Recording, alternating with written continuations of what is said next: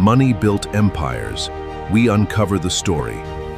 Welcome to Chronicles. Okay, let's just dive right into this. Imagine waking up to a reality where the banking system is on the absolute brink of a total, unrecoverable economic blackout, and there's no government rescue coming. None. No lender of last resort, no central bank, no safety net, literally nothing. That was the terrifying reality of October 1907. Welcome to this explainer, where we're going to unpack the chaos, the shadow banks, and the highly secretive meetings that ultimately birthed the modern American financial system as we know it today. I want you to drop right into the chaos with me for a second. Look at the grainy, panicked faces swarming Wall Street. You can practically feel the desperation. Bank runs are sweeping New York. Men in bowler hats are just shouting. Police lines are completely buckling. I mean, the United States economy was the rising titan of the world, yet it was days away from a total collapse. And because there was absolutely no central bank, the fate of the entire nation rested in the hands of exactly one private citizen, J.P. Morgan. Part 1. The Panic of 1907. Now, this whole disaster started with a massive gamble. Just look at how fast this unraveled. On October 16th, two rogue speculators, F. Augustus Hines and Charles W. Morse, failed spectacularly in a wild attempt to corner the stock of United Copper. Just 2 days later, on the 18th, terrified depositors are yanking their money out of literally any bank associated with those guys.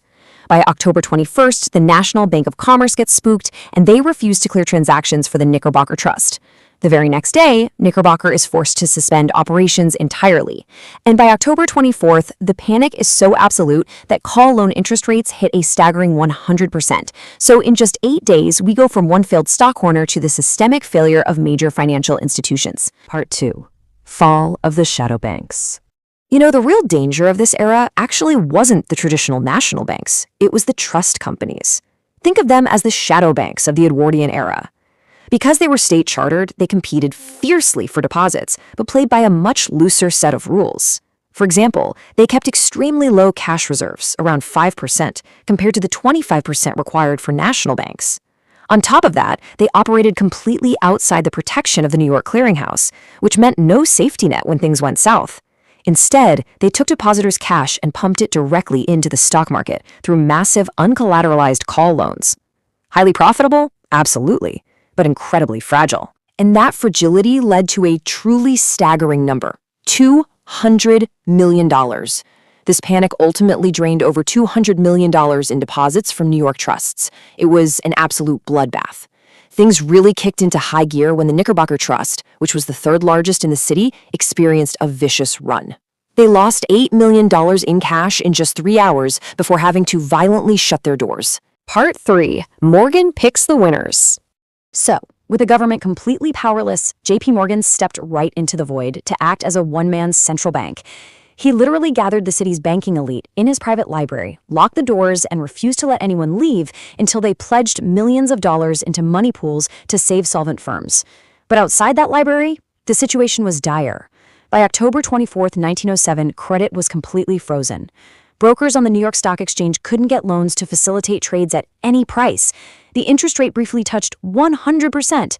The exchange was literally minutes away from closing early, which would have shattered whatever confidence was left in the country. Morgan had to personally shuttle $25 million in cash to the exchange floor just to keep the stock market open. But here's where we really see the terrifying flaw in this whole setup. Morgan wasn't just some benevolent savior. He was a highly subjective judge. He purposefully let the Knickerbocker Trust fail. Why? Well, evidence suggests he held a personal business grudge against its president, Charles Barney, completely ignoring the fact that saving it might have stopped the panic early. Meanwhile, he saved the Trust Company of America, deeming it solvent and useful.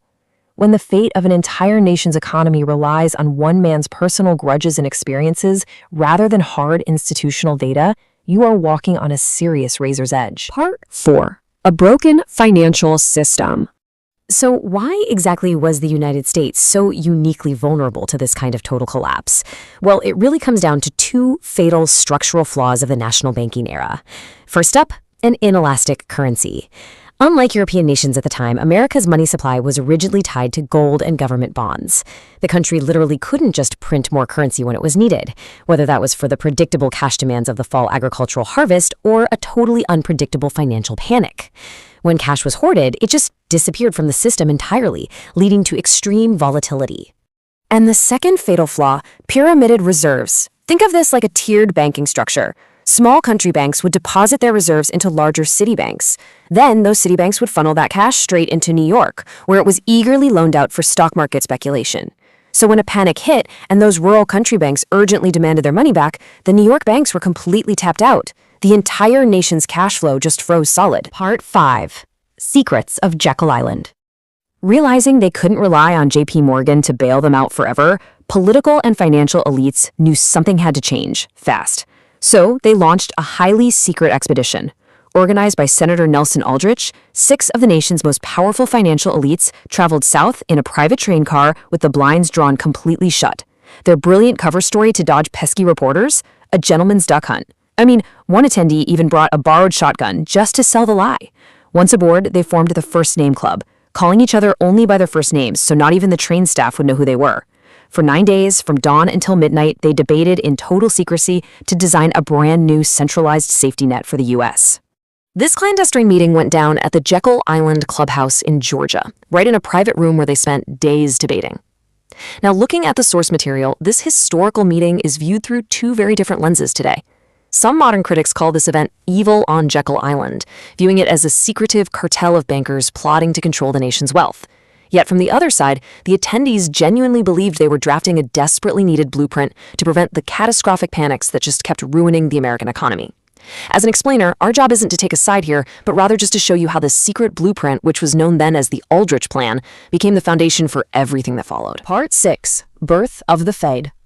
So how on earth did a secret Wall Street blueprint transform into a massive public institution? Well, first, the original Aldrich Plan is rejected. The public and politicians totally balked at handing so much control over to private bankers. But then, Woodrow Wilson wins the 1912 election, and the momentum for reform just keeps going. Leaders like Carter Glass step in and heavily reshape the plan. They keep the core mechanics that were developed on Jekyll Island, but they shift the ultimate control away from private Wall Street bankers, placing it into the hands of a government-appointed board instead. Finally, the Federal Reserve Act is signed into law by President Wilson on December 23, 1913. Okay, so why does all of this matter to us today? Let's take a look at 1907 versus 2008. Historians and economists point out some striking, almost eerie parallels between the 2 crises, a full century apart. Those unregulated Edwardian trust companies we were talking about earlier, the ones operating outside the clearinghouse with super low reserves, they look incredibly similar to modern shadow banks.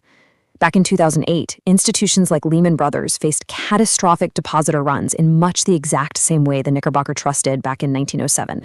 Which brings us to a final lingering question. Is our modern financial system a system explicitly built in secret to replace the subjective rescues of JP Morgan, truly safe from the very shadow banking runs that triggered the panics of both 1907 and 2008? It's definitely something to ponder the next time you see headlines about bank instability.